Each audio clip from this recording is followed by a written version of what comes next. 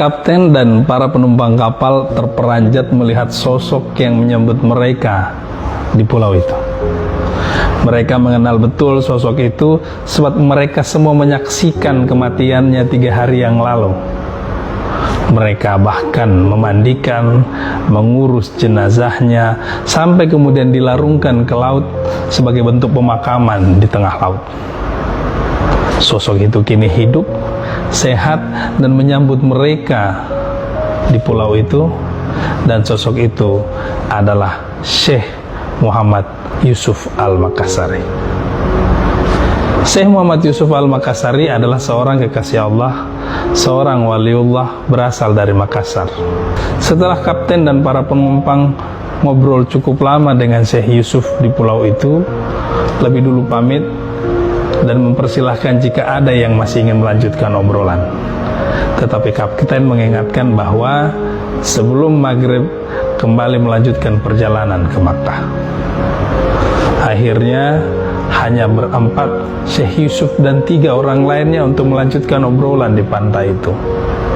Tidak lama setelah itu, kemudian ada satu sosok kakek datang mendekati mereka dan bukan penumpang. Kakek itu katakan, "Tidak usah lanjutkan perjalananmu, cucuku. Aku bisa mengajarimu." Tentu saja Syekh Yusuf dan 3 temannya lain kaget melihat sosok ini entah datang dari mana. Tetapi kemudian sang kakek mengatakan, "Aku sudah seminggu lebih perjalanan dan butuh istirahat. Kalau boleh, aku ingin rebahan di pangkuan kalian." Keempat orang ini tidak mempermasalahkan, langsung duduk rapat dan menyelonjorkan kaki agar sang kakek bisa beristirahat di pangkuan mereka.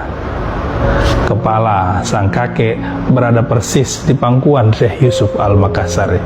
Lalu sang kakek berpesan, "Berjanjilah kau tidak akan meninggalkanku sebelum aku bangun." Syekh Yusuf berjanji kepada kakek itu. Dengan posisi duduk seperti itu, mereka kembali melanjutkan obrolan 1 jam, 2 jam, 3 jam. Kakek itu belum juga bangun. Sampai akhirnya waktu menunjukkan kurang lebih pukul 5, mereka ingin bergegas kembali ke kapal. Syekh Yusuf terpaksa memutuskan tinggal, sebab ia sudah berjanji kepada kakek itu tidak akan meninggalkannya sampai dia bangun. Akhirnya Syekh Yusuf ditinggalkan kapal untuk melanjutkan perjalanan ke Mekah.